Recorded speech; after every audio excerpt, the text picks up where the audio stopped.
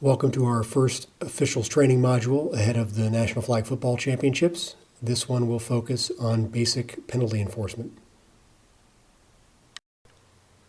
So as we get into basic enforcement, let's remember some basic enforcement principles. The first one is that all fouls are either dead ball fouls or live ball fouls. Those are the only two options we have. They're dead or live. We have a specific type of foul that could occur during the down, but is always treated as a dead ball foul. And those are non-player and unsportsmanlike fouls. They can occur even while the ball is live or dead, but are always enforced as dead ball fouls. So either of those types of fouls could occur at any point, but we will always enforce them as dead ball fouls.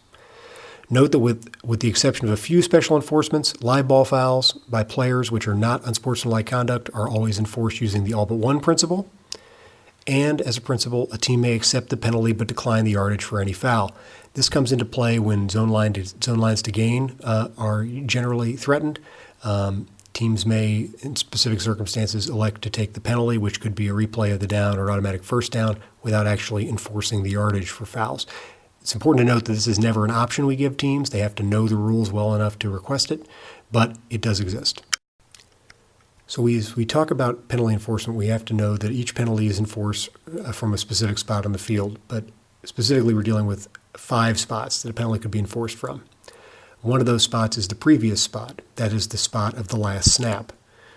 Another spot is the succeeding spot. That is the spot where the ball will next be snapped. So if you think about the game from a timeline perspective, if it's first and 20 to gain from the 14-yard line, like when we start the game, the 14-yard line is a succeeding spot until the time when the ball is snapped. Once the ball is snapped, the 14 becomes the previous spot until the next snap. So that's going to occur play after play. So if they gain 3 yards on that play, now the 17-yard line is a succeeding spot. The 14 remains the previous spot until the snap, and then the 17 becomes the previous spot, and the next spot of the snap is the succeeding spot until the snap, and so on and so forth. The spot of the foul is quite simply the spot where the foul occurred. The end of the run is an additional spot. This could mean a couple of things. One, it could be the dead ball spot during a running play with no change of team possession, or we could have the spot where the last offensive player with the ball lost possession if a backward pass or fumble is either intercepted by the opposing team or strikes the ground of the opponent's end zone. And the final spot for potential enforcement is the post-scrimmage kick spot, and that's the spot where a scrimmage kick, which is also called a punt, ends, or is the 14-yard line if the kick results in a touchback. We're not going to delve deeply into post-scrimmage kick plays in this module, but note that the PSK spot is a potential enforcement spot. So now let's talk about dead ball fouls. It's helpful to some to put these in an acronym format, and so we utilize the acronym FIELDS: a false start, illegal snap, encroachment, leaving the field on the wrong side, that is also known as a dead ball foul for illegal substitution, or delay of the game. Those are all fouls that would prevent the snap. If one of these things occurs prior to the snap, we will throw the flag high into the air, blow the whistle, and not permit the ball to become live. The S in this is unsportsmanlike conduct, and you'll note the note there at the bottom that they may occur during a live or dead ball, but is always enforced as a dead ball foul. So if an unsportsmanlike conduct foul occurs during the down, we will still throw our flag high in the air. We will not blow the whistle, but this penalty is a dead ball foul and is subject to dead ball enforcement. Additionally, there are a variety of fouls which are simultaneous with the snap. The common acronym used here is MISHAPS, and a MISHAPS foul is any of the following: illegal motion, illegal substitution, illegal shift, having the snapper off the line of scrimmage, an A player not within 15 yards of the ball, illegal participation, and if the snap is first touched within 2 yards of the line. Note that 3 of those fouls are announced as illegal formation, but they are examples of the illegal action. For mishaps fouls, or fouls which are simultaneous with the snap, we throw the flag high in the air at the snap, but we continue to officiate and let the play end before we enforce the penalty. So it's important that we keep officiating during that play. If I'm the line judge, which is the most common official to have one of these mishaps fouls, but it doesn't mean that somebody else wouldn't, I would throw the flag in the air and then continue to do everything I would normally do on a play. Our third big hopper for fouls here are what are known as live ball fouls, and they are very simply stated as a foul which occurs during a down. Examples of this would include pass interference, flag guarding, holding, things of that nature that are fouls that occurred during the down. When we see those occur, we try to throw the flag toward the spot of the foul. We don't want to hit players with it, and the spot of the foul could just simply be on the same yard line as the foul. But we also keep officiating until the play is over and finish the play. So, for example, if we had defensive pass interference on an incomplete pass, if I observed that action, I would throw the flag in the direction of the foul to approximately the spot without hitting players, and then once that ball hit the ground, I would signal incomplete pass to finish the play. It's important to note that every live ball foul occurs either during a loose ball play or a running play, and on the next slide we'll get into what do those things mean specifically. As I mentioned previously, there are two types of live ball plays. We'll talk first about loose ball plays. Loose ball plays encompass action during any of the following things. One is a punt, other than during post-scrimmage kick fouls. Two is a legal forward pass. Three is a backward pass. That does include the snap. Note that the snap is a backward pass, but could also include a fumble or illegal kick made by Team A behind their scrimmage line prior to a change of possession. And then additionally, a loose ball play encompasses the run or runs which precede any of the above. We'll get into some examples of this here in a minute. For running plays, just think of this very simply. If it's not a loose ball play, it's a running play. Any action which is not a loose ball play qualifies as a running play.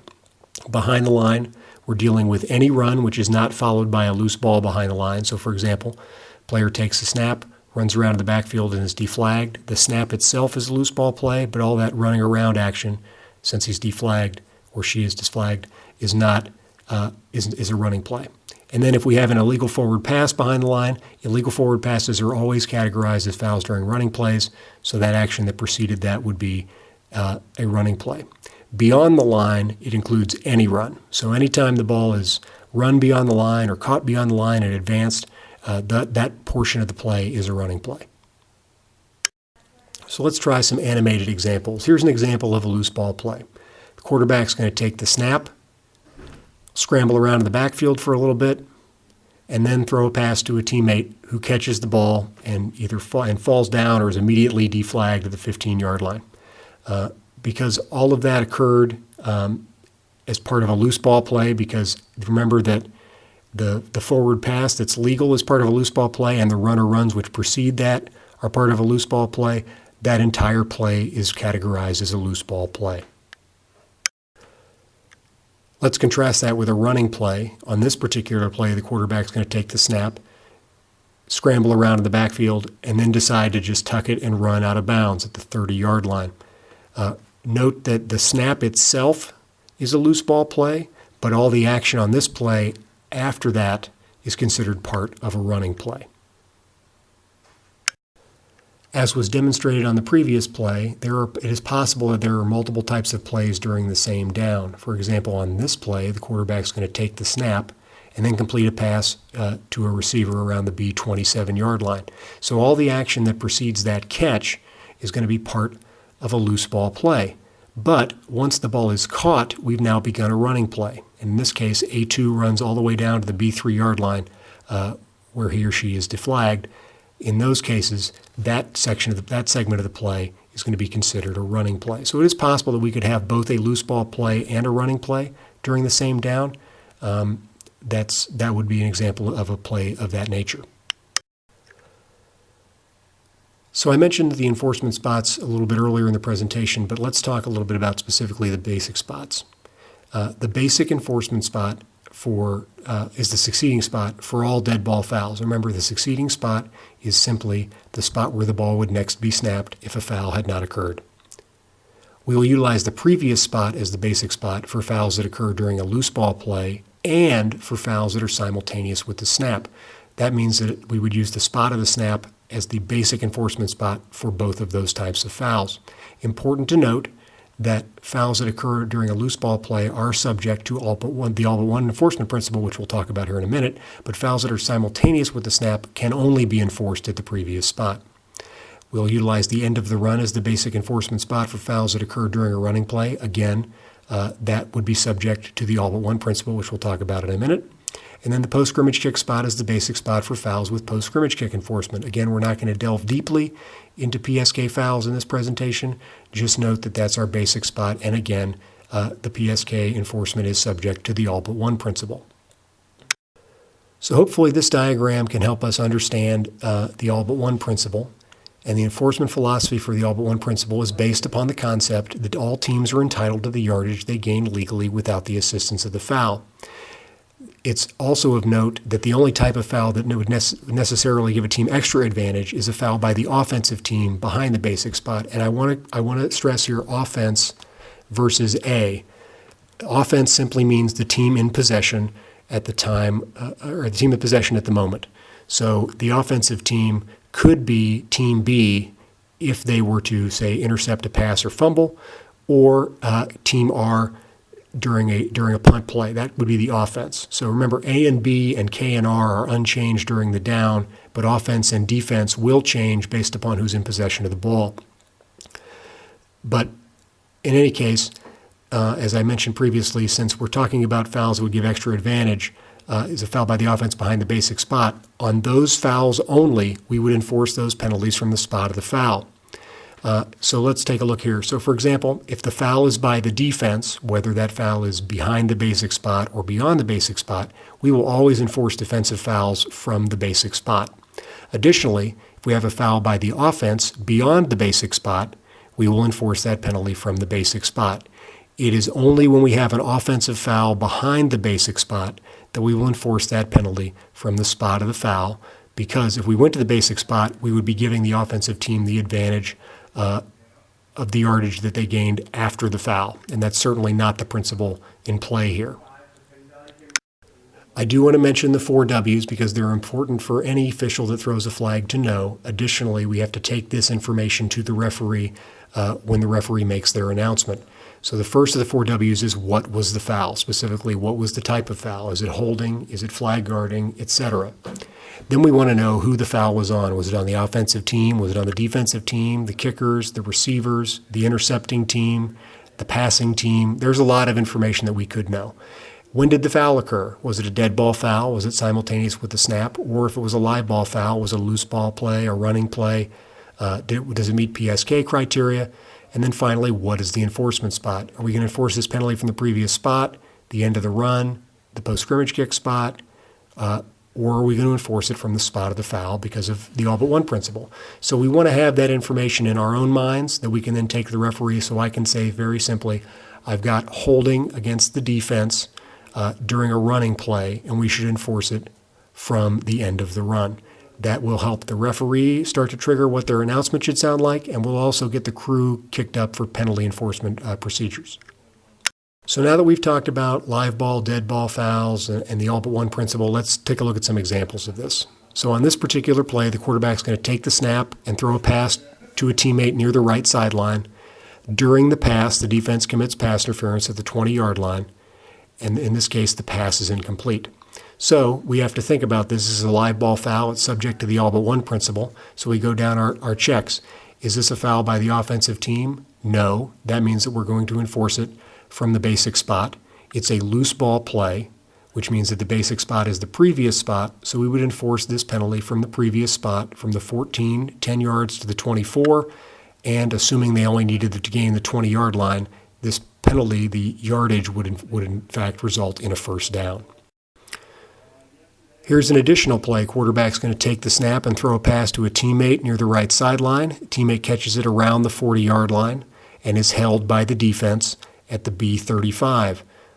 That player then continues all the way down to the B17-yard line. So again, we've got a foul by the defense, which means that we will always enforce defensive penalties from the basic spot. In this case, the foul occurred during the running play portion of the play, which means that the end of the run is our basic spot. So we would then enforce this penalty from the 17, and as it's a 10-yard penalty, inside the 20, we would only go half the distance to the goal, which would take us down to the 8.5-yard line and presumably make it first and goal.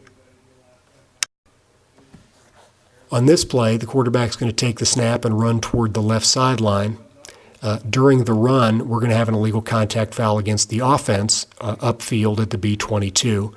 But the quarterback will be deflagged at the B38-yard line. So let's think about this. When we go back to our principles of the all but one, We have a foul by the offense, which means it's potential to be enforced from the spot of the foul. However, this foul was committed beyond the basic spot, which on a running play is the end of the run. And it means we would enforce the penalty 10 yards from the end of the run, which in this case was the B38, which would take us back to the A32 yard line. The final example here in this segment is going to be that the quarterback's going to take the snap and throw a pass to a teammate near the right sideline. Again, the teammate's going to catch the pass near midfield. This time, that player will flag guard at the B38 and carry down to the B17 yard line where they're deflagged.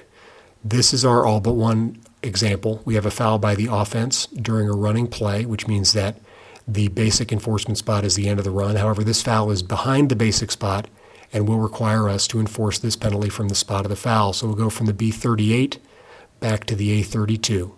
This is, again, the all but one principle in example. Some other basic enforcement principles include knowing what our automatic first down fouls are, and there are only two of them. If B commits either of these fouls during a down, it results in an automatic first down for A.